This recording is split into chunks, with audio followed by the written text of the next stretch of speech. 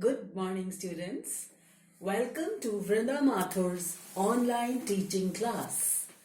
Today's lecture is addressed to students of English Literature BA Part 1. In my earlier videos, I had discussed the syllabus with you in my video 1A. Video 1A discusses the syllabus of English Literature BA Part 1. Video 1 discusses Shakespeare's famous poem, Shall I Compare Thee to a Summer's Day? Now, today, video 1, 2 and 3, you see, one poem I have to explain so many things, and I have to also give you the reference to the context, and so therefore I think one poem takes about 2-3 videos. Now today I am starting paper 1 and I will be discussing one poem of paper 1 but section B. In my last video I had discussed one poem of section A. Now today I am discussing paper 1 section B. Alright. Now just a quick revision before I begin. As I had told you in my earlier video, English Literature in BA Part 1, the paper consists, there are two papers. Paper 1 and paper 2. Paper 1 is prose, paper 1 is poetry and drama, and paper 2 is prose and fiction.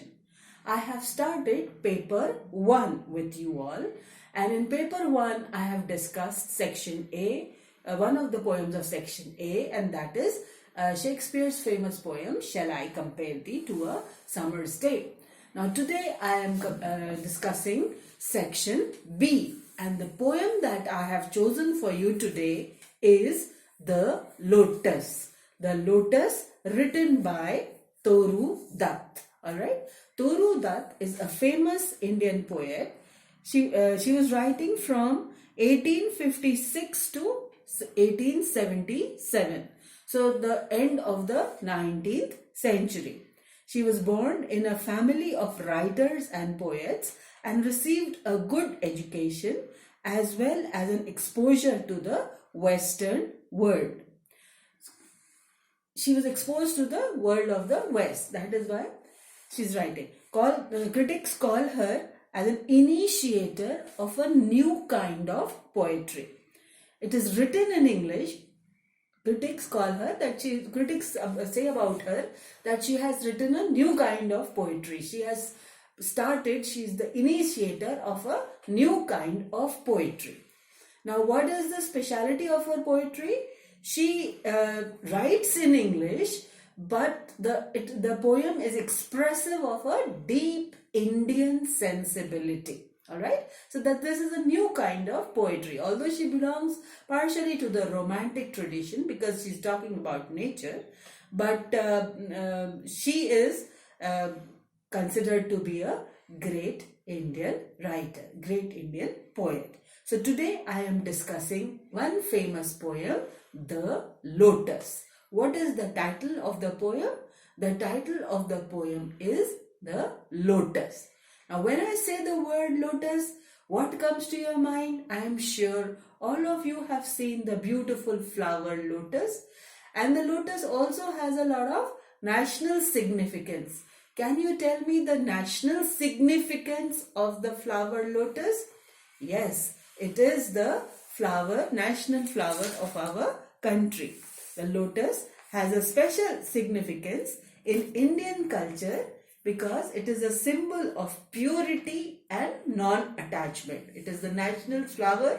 The lotus is the national flower of our country, and it is a symbol of non-attachment and purity. So it is a beautiful poem, and the most important point about the lotus is that it grows in ponds and stagnant water, but it is not polluted. It comes out a beautiful pure flower. So let me just read out the poem to you, and so then it has one, as always, as in all literature, there is a surface level meaning and there is a deeper meaning.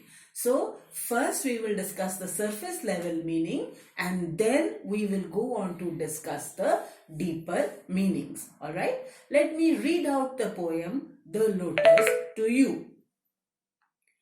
Love came to Flora asking for a flower that would of flowers be undisputed queen.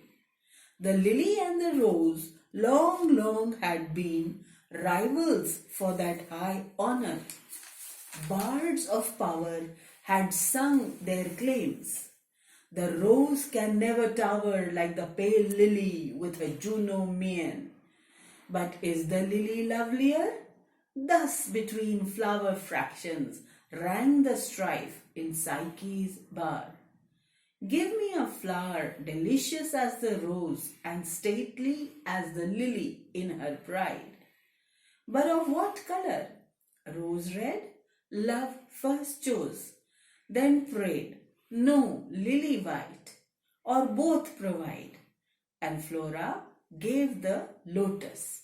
Rose red died and lily white, queenliest flower that blows. Okay, so this is the poem. This is the text of the poem. In my second video, BA Part 1 Lotus, video number 2, I will discuss the poem in detail. Thank you.